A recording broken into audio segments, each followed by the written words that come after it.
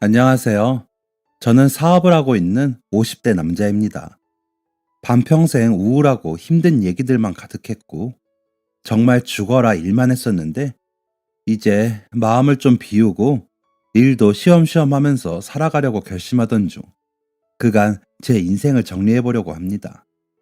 지금은 많이 극복했으니, 이런 인생도 있구나, 이렇게도 사라지는구나, 하는 마음으로 가볍게 봐주셨으면 합니다.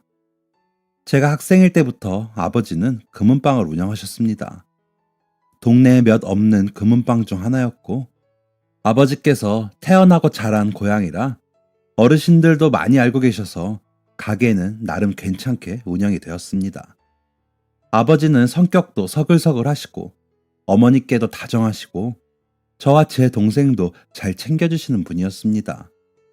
하지만 한 가지 단점이 있다면 답답할 정도로 사람을 잘 믿으신다는 거였습니다. 조금 유복하게 자란 아버지는 친구들이 돈을 빌려달라는 일이 종종 있었고, 그걸 거절을 못해서 죄다 빌려주곤 못 받는 일이 많았다고 하셨습니다. 심지어 제가 어릴 때에는 보증을 잘못 써줘서 집 전세금 다 빼고 하시던 사업까지 다 정리하고 빚 갚고 월세방에서 살았다고 했습니다. 그렇게 한 10년 고생 하시다가 빚 어느 정도 갚고 겨우 금은방 열었다고 하셨습니다. 아버지는 분명 착실하고 좋으신 분이기 때문에 그런 아버지를 존경하면서도 한편으로는 아버지처럼은 살지 말아야지 하는 생각을 했습니다. 제가 고등학교를 졸업하고서는 바로 아버지가 하는 일을 도왔습니다. 어려운 일은 없었지만 사람을 상대해야 하는 일이 꽤나 힘들었습니다. 귀가 잘 안 들리는 어르신들도 도와드려야 했고, 거래처에 주문도 넣고, 신제품 카탈로그 요청도 하고, 액세서리들 세척도 해야 하고, 해야 할 일이 좀 많더라고요. 사람 대하는 데에 익숙하지 않은 저는 잡일들을 하고, 아버지는 손님들을 상대했습니다. 아버지가 일을 하시는 모습을 하루 종일 보는 건 좀 신기한 일이었습니다. 이렇게 고생을 하시는구나 싶다가도 할머니들이 가져온 반지 금액을 더 쳐주는 모습을 볼 때면 답답하기도 했습니다. 아버지, 방금 할머니한테 왜 돈 더 드렸어요? 아, 그랬나? 네? 아버지가 모를 리가 없잖아요. 계산기에 떡하니 적혀 있구만. 아들 유품이라고 하시니까 그걸 팔기까지 얼마나 많이 고민하셨겠어. 그게 우리랑 무슨 상관인데요. 서로 돕고 살아야 더 살만한 사회가 되는 거야. 이상해. 아버지를 이해할 수가 없었습니다. 사람들한테 그렇게 당해놓고 우리도 잘 사는 형편이 아닌데 왜 그러는 건지 알 수가 없었습니다. 그 알 수 없는 행동의 정점을 찍은 것은 아내가 아이를 낳기 전 어느 날이었습니다. 아내와 저는 부모님을 통해 만나게 되었습니다. 아버지의 아는 분의 딸이었는데 우연히 식당에서 마주치게 되어서 식사를 하게 되었고, 그 뒤로 제가 졸졸 쫓아다녔습니다.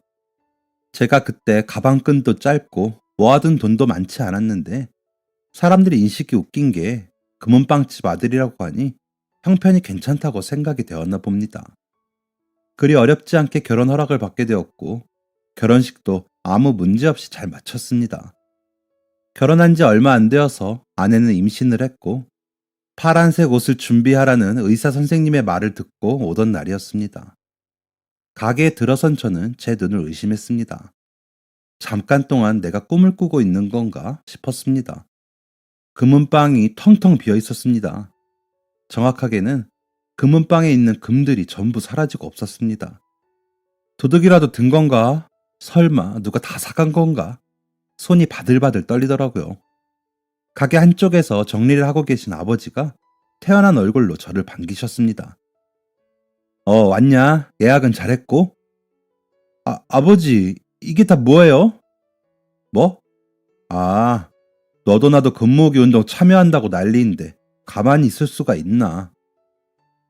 그래서 그 많은 금을 다 가져다 냈다고요? 아버지는 고개를 끄덕였습니다.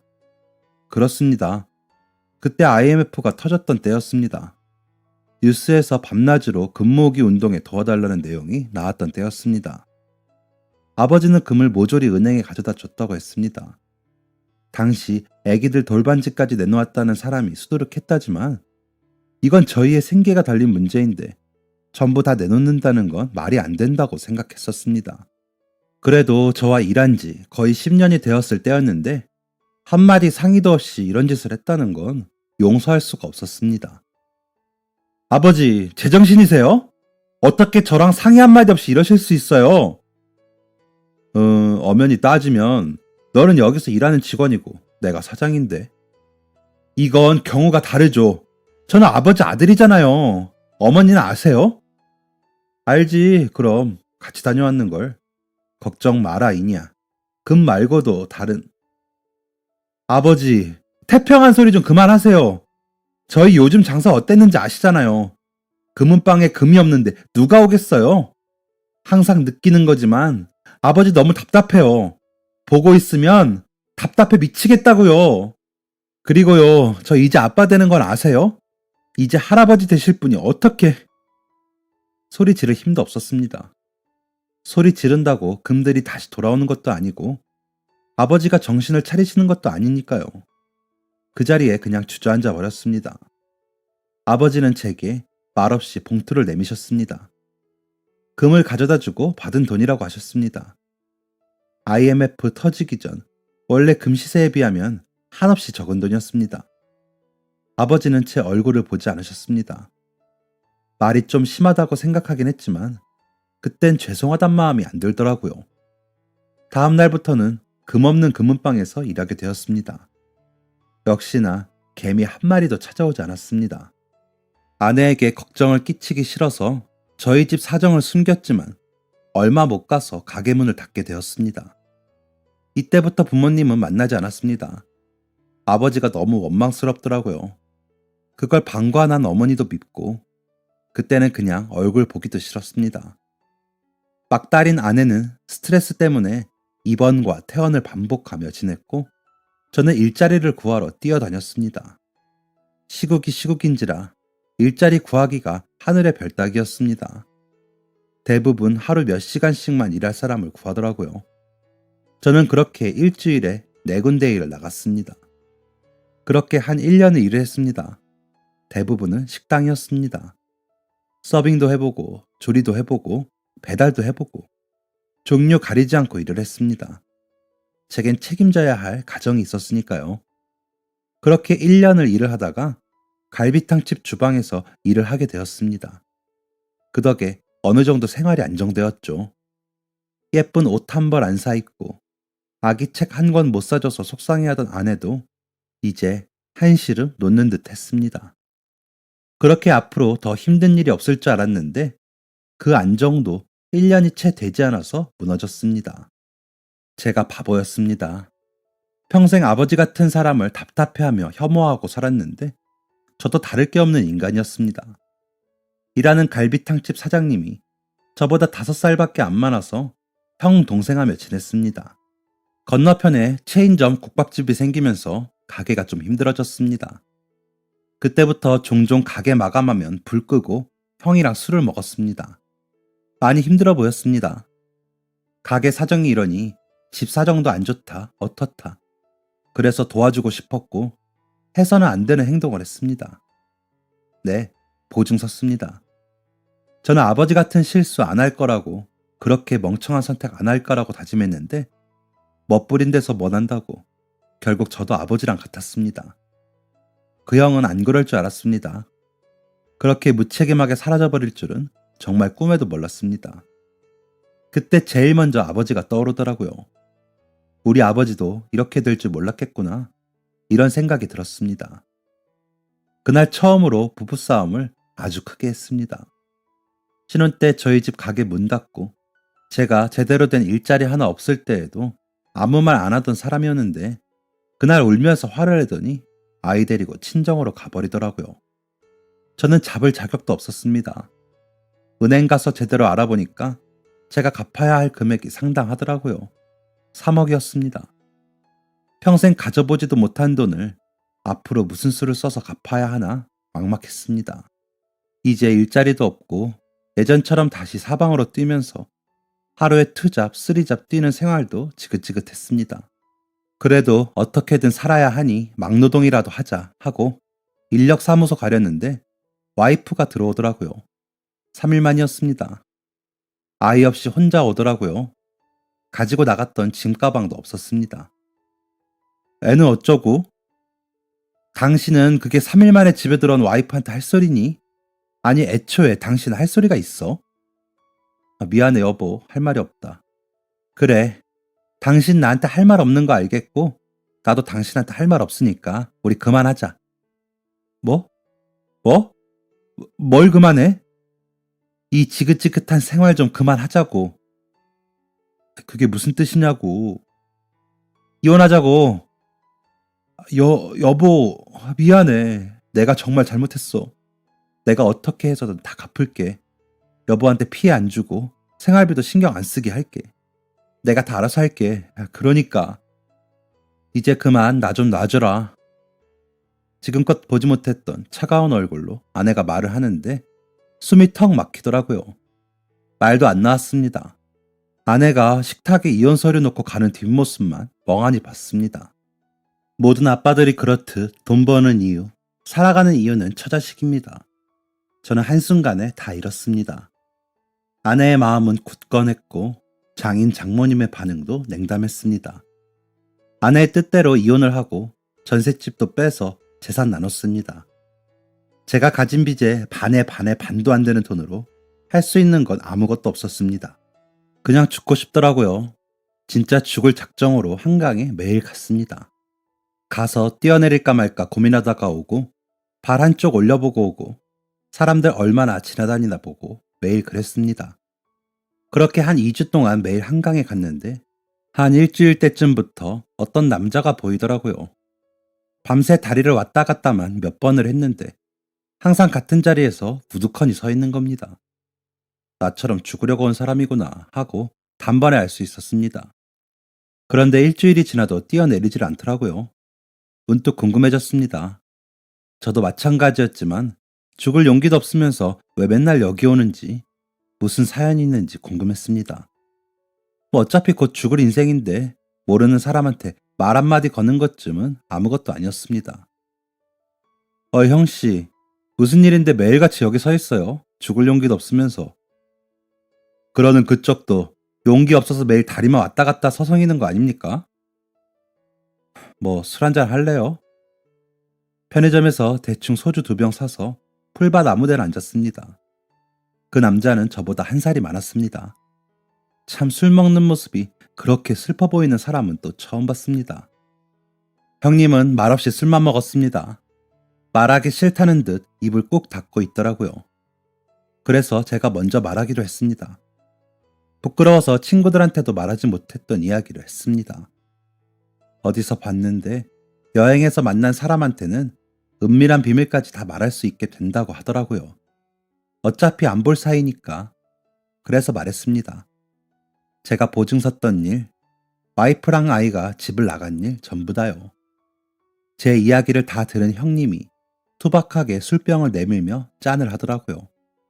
언제 다 먹은 건지 금세 병을 다 비우고 나서야 형님의 이야기를 들려줬습니다. 저는 아내가 죽었습니다. 원래 암이 있었거든요. 2년 전쯤 아내가 아프다는 사실을 알게 되었고 수술도 하고 항암도 하면서 잘 이겨내는 듯 했습니다. 그런데 1달 전 암이 재발하면서 급속도로 전이가 되었고 결국 세상을 떠났습니다. 아이고, 그래도 형님이 이렇게 약해지시면 돌아가신 사모님이 더 힘드실 텐데요. 네, 저도 죽을 생각은 없었습니다. 아니요, 사실 지금도 죽기 무섭습니다. 그런데 저는 평범한 회사의 직장인이에요. 2년 동안 아내의 병원비가 정말 상상을 초월했거든요. 집주인한테 사정사정해서 전세 빼고 월세로 돌리고 신용대출 받아서 병원비 메꾸고 이번에 아내가 죽기 전 마지막이다 생각하고 지푸라기라도 잡는 심정으로 수술을 한 번 더 했거든요. 처음 수술했던 비용에 몇 배는 더 되는 수술비랑 입원비, 장례 비용까지. 쥐꼬리만큼 나온 보험금이랑 조의금 조금 들어온 걸로 장례 비용 얼추 처리했다지만 더 이상 돈이 없더라고요. 회사에서도 거의 쫓겨나다시피 나왔습니다. 제정신이 아니니까 일도 손에 안 잡히고 아예 책상 치워버리고 무시하면서 눈치 주더라고요. 우리 아내요. 납골당 제일 아래 칸에 있습니다. 저 월세 낼 돈 빼서 아내 납골당에 내고 있습니다. 다른 은행에서 대출 또 받고 보증금까지 빼서 병원비 내고 나니 저한테 남은 건 빚 2억이랑 반지하 원룸이더라고요. 아내 보면서 버티고 버텼는데 이젠 다 너무 힘드네요. 형님은 눈물을 뚝뚝 흘렸습니다. 내가 세상에서 제일 힘든 줄 알았는데 그게 아니구나 하는 생각이 들었습니다. 저는 어떤 위로를 해야 할지 몰라서 그냥 제가 먹던 술병을 내밀었습니다. 그렇게 한 30분을 둘 다 말없이 앉아 있다가 헤어졌습니다. 그 다음 날부터 제가 한강에 가는 이유는 조금 달라졌습니다. 혹시 그 형님이 오늘도 오실까? 정말 뛰어내리면 어쩌지 하는 걱정이었습니다. 그런데 마침 형님도 저랑 같은 생각이라도 했는지 매일 밤 같은 곳에 서 있었고 저희는 그렇게 마주치면 미리 약속한 것처럼 풀밭에 앉아서 깡소주를 먹었습니다. 처음엔 말없이 술만 먹었는데 나중엔 시덥잖은 농담도 할 정도로 친해졌습니다. 그러다가 문득 형님이 이런 말을 하더라고요. 이렇게 사는 건 아닌 것 같아서 뭘 좀 해보려고. 뭐요? 아, 글쎄 찾아봐야겠지. 그래서 말인데 나 이제 여기 안 와. 아, 자네도 오지 마. 어차피 죽을 생각 없잖아. 자네도 해야 할 일을 찾아. 해야 할 일이요? 그래. 내가 보기에 자네는 생활력이 아주 강해 보이거든. 깡도 세 보이고. 원래 머리 좋은 놈들보다 자네 같은 사람이 잘 되는 거야. 저 장사를 해볼까 봐요. 사실 예전에 갈비탕집에서 일을 했을 때부터 내 장사를 해보고 싶다는 생각이 막연하게 있었습니다. 그 도망간 사장놈 하는 집 보니까 제가 더 잘할 수 있을 것 같았거든요. 장사? 장사 좋지. 잘 된다면 월급쟁이보다야 한참 낫지. 형님, 저랑 같이 하실래요? 형님은 소주를 한 모금 먹고 고개를 끄덕였습니다. 별로 고민도 안 하는 눈치였습니다. 저도 형님도 이제 사람을 더 믿어도 되는 건가, 기댈 곳이 있는 건가 싶은 인생이었는데 그새 서로에게 의지가 많이 되었나 봅니다. 형님은 아무런 조건 없이 저를 따라줬습니다. 저희는 다음 날부터 무슨 일을 하면 좋을까 찾기 시작했습니다. 그래도 제가 여기저기 알바도 많이 해봤고 나름 주방에서도 있어 봤으니까 음식 장사를 했으면 좋겠다 싶었습니다. 그러다가 붕어빵 장사를 하게 되었습니다. 사실 요리라고 하기엔 거리가 멀지만 별다른 선택지가 없었습니다. 자본금이 두둑하게 있었던 것도 아니고 그마저도 저 전셋집 뺀 돈으로 마련한 거였습니다. 생활은 형님이 사는 원룸에서 했습니다. 어차피 하루 종일 트럭 타고 왔다 갔다 하면서 장사하는 일이라 집에서는 잠만 겨우 잤기 때문에 불편한 건 없었습니다. 그저 일 끝나고 그 좁은 원룸에서 그날 번 돈 세면서 다음엔 햇빛 드는 원룸으로 가자는 시덥잖은 농담이나 주고받는 게 낚시였죠. 그렇다고 붕어빵 장사가 쉬운 일은 아니었습니다. 저희가 장사를 시작할 즈음이 가을이라서 붕어빵을 선택한 것도 있었는데 한겨울에 밖에서 일을 하는 건 정말 죽을 맛이더라고요. 밥 먹는 것도 한 사람은 차에서 붕어빵 팔고 한 사람은 편의점 가서 겨우 컵라면 먹었습니다. 그 핫팩 몇 개 사는 돈이 아까워서 뜨거운 물 나오는 공중 화장실에서 수건 적셔서 발이랑 등에 대고 있고 동상 걸릴 뻔한 적도 많았습니다. 그래도 돈을 번다는 것 자체로 저희에겐 의미가 있었습니다. 장사가 안 될 때는 몇만 원 벌기도 하고 잘 되면 30만 원도 넘게 번 날도 있었습니다. 그렇게 일하니까 서로 이자 갚을 정도는 되더라고요. 어차피 붕어빵 장사를 계속 하려고 했던 것도 아니었고 겨울도 끝나가고 트럭 임대 기간도 다 되어가던 터라 저희는 자그마한 가게를 열어볼 작정이었습니다. 그런데 저희 생각보다 식당 하나 여는 게 보통 쉬운 일이 아니더라고요. 정말 상상 그 이상으로 비쌌습니다. 특히 저희가 원하는 1층은 꿈도 꿀 수 없었습니다. 하는 수 없이 1층에 불법 게임장이 있는 건물 지하에 작은 가게 하나를 얻어 분식집을 열게 되었습니다. 사실 그 가게를 준비하면서도 무리하는 부분이 없지 않아 있던 터라 이게 맞는 건가 고민이 많이 되었습니다. 하지만 형님을 믿고 시작해보기로 했죠. 이니야, 방금 부동산 다녀오는 길이야. 계약금은 내고 왔고 이번 주 금요일 날 다시 부동산 가서 건물주분께 나머지 드리기로 했어. 네, 고생하셨어요, 형님. 식사 아직이죠? 얼른 밥 차릴게요. 그런데 이니야, 우리 문제가 있는데. 문제요? 사업자를 내야 하는데 어떻게 해야 할지. 네 전세금 뺀 돈으로 사업 시작했으니 네 이름으로, 형님 이름으로 해야죠. 뭐? 저는 요리 담당, 형님은 관리 담당 아니에요? 당연히 형 명의로 내야죠. 아, 물론 수익은 반반입니다. 그건 당연하지. 아니, 그러니까 내 명의로 하는 게 당연하다는 게 아니라 수익을 반반 하는 게 당연하다는 거고. 아니, 정말 내 명의로 해도 괜찮겠어? 네가 사업자 내는 거 나는 아무 상관없는데. 형님이 그렇듯 저도 아무 상관없습니다. 저는 그런 거 귀찮아서 잘 못해요. 똑똑한 형님이 해주세요. 다시는 사람을 믿지 말아야지 했는데 형님은 달랐습니다. 제가 본 사람들 중에 가장 착하고 똑똑하고 현명했거든요. 어떻게 보면 서로의 목숨을 구해주고 살아가는 인생인데 믿지 않을 이유가 없었습니다. 그렇게 형님을 믿고 같이 분식집을 오픈하게 되었습니다. 결과는 운이 좋았습니다. 1층에 있던 불법 게임장이 문을 닫고 청소년 오락실을 오픈했거든요. 그리 멀지 않은 곳에 중학교랑 고등학교가 몇 개 있긴 했지만 이쪽 길로는 왕래가 없어 걱정했는데 오락실을 열자 방과 후에 이 학교 저 학교 애들이 다 몰렸습니다. 그러니 그 분위기를 타려고 옆 건물 앞 건물에서 노래방이나 스티커 사진 찍는 곳이 오픈하기 시작했고 어쩌다 보니 저희도 같이 상승세를 타게 되었습니다. 오픈한 지 반년도 안 되어서 이자는 물론이고 원금까지 조금씩 갚아나갈 상황이 되자 얼떨떨 하더라고요. 솔직히 형님도 저도 마냥 행복할 순 없었습니다. 이미 바닥을 본 인생이라 언제 다시 그렇게 무너질지는 모르는 거잖아요. 그래서 더 열심히 했습니다.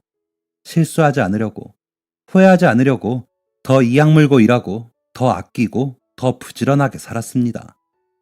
지금 생각해보면 그때 맛있는 거 한 끼라도 더 먹고 여유 좀 가질 걸 싶지만 결과적으로 봤을 때 그때 그렇게 악착같이 산 게 참 다행이었습니다.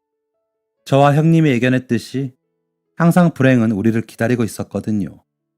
가게 계약 2년이 끝나고 재계약을 하려는데 건물주가 1년만 계약하자고 하더라고요. 뭐 요즘엔 길게 안 하더라. 그게 편하다. 이런 이상한 핑계를 둘러대는 게 찜찜하긴 했지만 뭐 일단은 알겠다고 했습니다. 아니나 다를까 계약 만기 2달 앞두고선 월세를 올려달라고 하더라고요. 재계약할 때 분명 올려주지 않았냐 하니까 이 동네 다 이렇게 받는다며 본인이 착해서 이 정도에 그치는 거라면서 못 주면 나가라고 하더라고요. 재계약을 했을 때보다 거의 2배를 더 부르면서 그런 말을 하니까 웃기지도 않았습니다. 당연히 월세 더 내지 않았고 분식집은 3년 만에 문을 닫았습니다. 알고 보니 저희가 재계약을 할 때 건물주 아들이 군대에서 제대 6개월을 앞두고 있었고 저희 계약이 끝나기만을 기다리다가 저희가 가게 빼니까 안에 리모델링만 살짝 해서 그 아들이 분식집 운영하더라고요. 참 세상에 야가 빠진 인간들 많다고 그때 또 한 번 느꼈습니다. 근처에 다시 분식집을 낼까 했지만 이미 그쪽은 시세가 오를 대로 오르기도 해서 다른 장소를 알아보기로 했습니다. 우연히 역 주변 1층 가게가 급매로 나왔대서 보게 되었는데 국밥집이더라고요. 갑자기 좋지 않은 옛 기억이 떠올랐습니다. 이니야, 다른 곳 더 볼까? 보나 마나였습니다. 그 동네에 그 가격으로 그만한 위치의 가게는 한 10년 전에 나왔다고 해도 당장 누가 계약할 정도였습니다. 저도 나이 먹을 만큼 먹었고 그런 트라우마에 얽혀서 좋은 기회를 놓칠 수는 없는 노릇이었습니다. 아니요, 형님, 여기로 하죠. 리모델링 비용 아까우니까 조금만 손보고 그대로 국밥집 해요. 저 갈비탕만 몇천 그릇 끓였어요. 국밥 끄떡 없습니다. 해요, 우리. 형님이 걱정할까봐 일부러 크게 웃었습니다.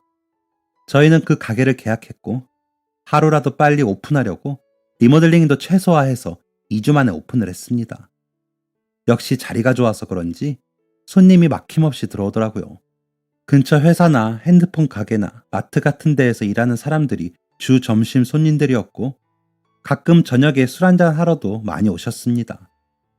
그곳에서 자리 잡고 1년 정도 일하다 보니 어느새 둘 다 빚을 많이 갚았더라고요. 형님은 벌써 가지고 있던 빚의 거의 반 정도를 갚을 수 있었습니다. 그 속도대로라면 한 4, 5년 후에는 둘 다 빚을 갚을 수 있을 것 같았습니다. 해방이라는 희망이 생기자 더 의욕이 불타더라고요. 하지만 곧 그 의욕을 차게 식게 하는 어떤 일이 발생했습니다. 가게에 밤손님이 늘어나면서 제가 제 입맛대로 만든 전골 메뉴 출시했는데 그게 반응이 좋더라고요.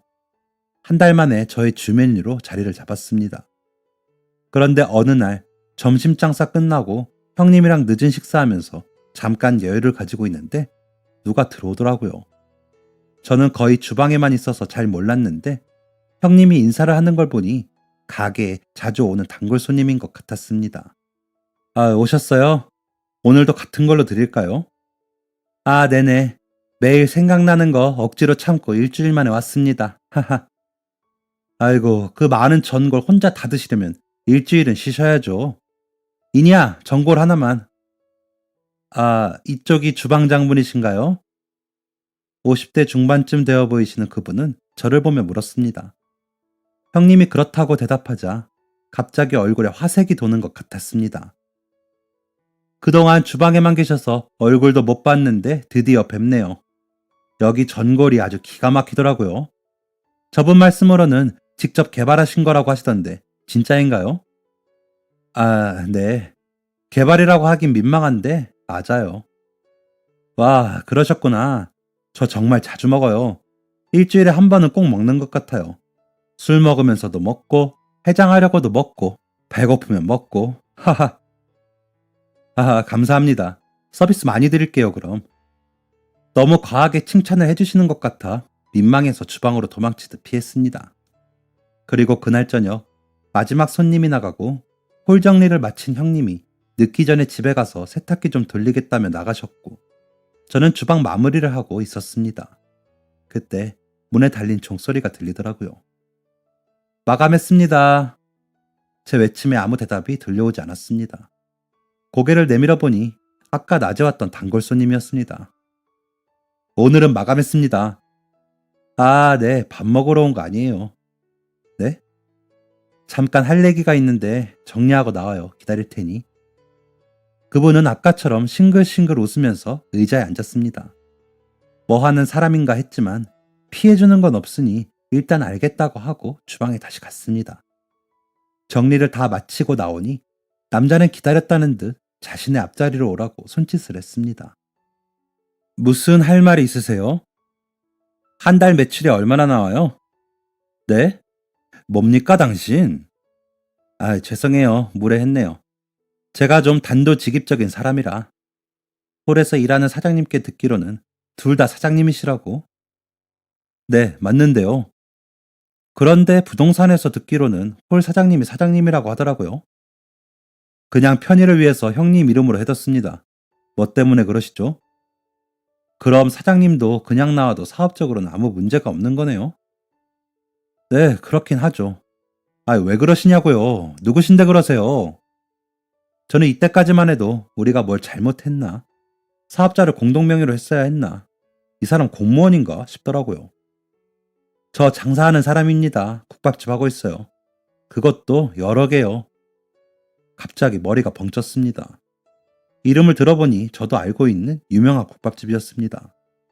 그러니까 이 사람이 그 국밥집들의 대표라는 건데 왜 여기로 오는 건가 이상했습니다. 제가 원래 다른 국밥집은 안 가거든요. 회사에서 맨날 보는 게 국밥이니까. 그래도 소문난 맛집들을 한 번씩 가보는 편인데 그러다가 여기에 우연히 왔습니다. 전골이 유명하다길래 한번 먹어봤는데 정말 제 인생 이렇게 맛있는 전골은 처음 먹어봅니다. 국밥 메뉴도 먹어봤는데 하나같이 다 맛있더라고요. 아, 네, 감사합니다. 그래서 사장님을 스카우트하고 싶습니다. 네? 메뉴 개발팀으로 와주세요. 여기서 버시는 것 이상으로 월급 드리겠습니다. 성과금도 넉넉하게 챙겨드릴 거고 저희 회사 복지도 좋아서 일하시는 데에 불편 없도록 할게요. 아니요, 아니요. 저 회사 같은 거 다녀본 적도 없고요. 저 대학도 안 나왔고요. 개발 같은 거 해본 적도 없고요. 괜찮습니다. 머리 좋은 사람이 음식 잘 만든답니까?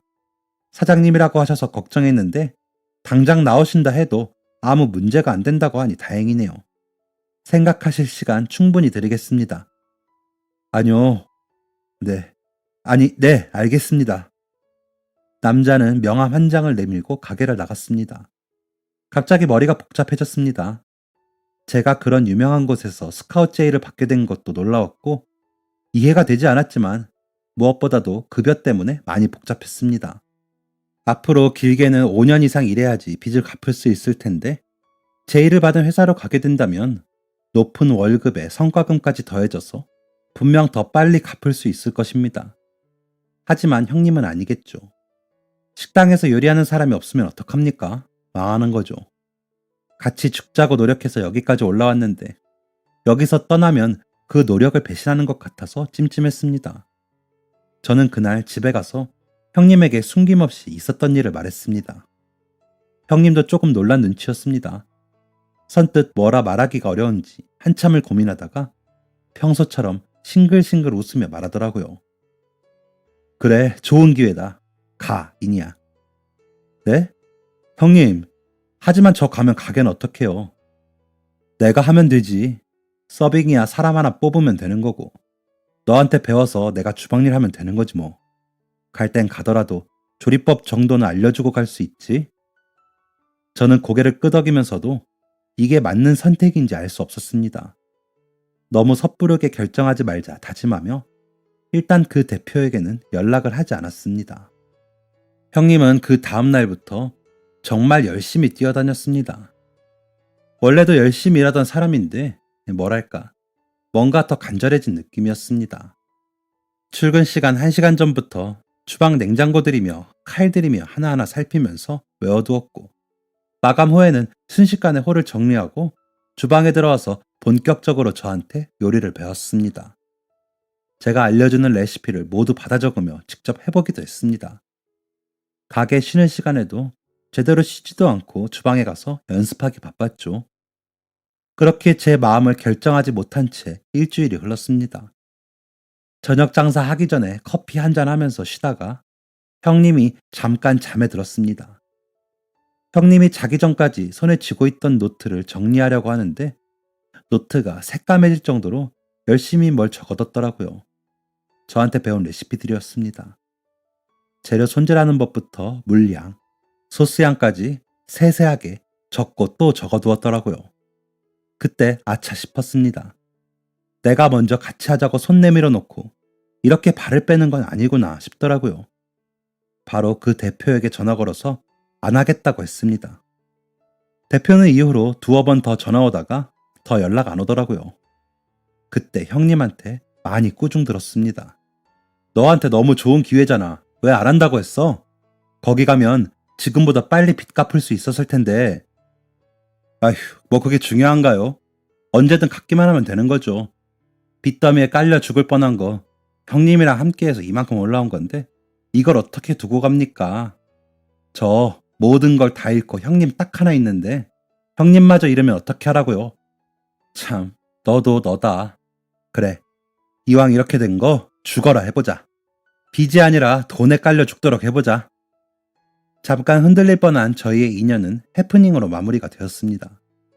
그 이후로도 저희 가게는 잘 되었고 계약을 2번이나 연장했습니다. 그리고 가게 문을 닫는 그 마지막 달에 남은 제 빚을 모두 청산했습니다. 저보다 대출금이 적었던 형님은 벌써 훨씬 전에 정산을 했는데도 하나도 흐트러지는 모습 없이 저와 함께 해주었습니다. 모든 빚을 갚은 저희는 이제 국밥집을 마무리했습니다. 그리고 이제 제2의 인생을 시작하기로 했습니다. 무서울 것도 없고 잃을 것도 없고 쫓길 것도 없는 저희는 저희만의 가게를 운영하기로 했습니다. 그리고 지금 꽤 잘 나가는 한식당의 사장들이 되었습니다. 둘이 좁은 트럭에서 붕어빵 팔던 게 엊그제 같은데 어느새 10명이 넘는 직원들과 2층짜리 식당에서 일을 하고 있습니다. 이제 나이도 있고 여유도 있겠다. 늦었지만 인생 좀 즐겨보려고 서서히 일을 줄여가고 있습니다. 형님은 요즘 연애도 하더라고요. 정말 앞길이 막막하고 제 인생에 다시는 빛이 없을 줄 알았는데 돌아보니까 그것도 결국엔 다 지나가더라고요. 세상엔 많은 사람들이 있지만 포기하지 않는 사람이 결국에 이기는 것 같습니다. 남은 인생도 포기하지 않고 제 인생의 귀인인 형님과 함께 열심히 살아보려고 합니다. 이 자리를 빌어서 형님께 한마디 하고 싶습니다.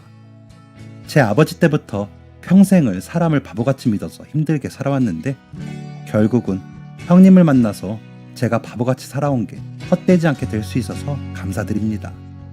앞으로 건강 잘 챙겨 평생 이렇게 서로 곁에서 의지하고 삽시다. 항상 고맙고 사랑합니다. 라고요. 긴 사연 들어주셔서 감사합니다. 지금 힘드신 분들 계시다면 파이팅 하십시오. 지금까지 사연 들어주셔서 감사합니다. 사연이 재밌으셨다면 구독과 좋아요를 눌러주세요. 감사합니다. 안녕히 계세요.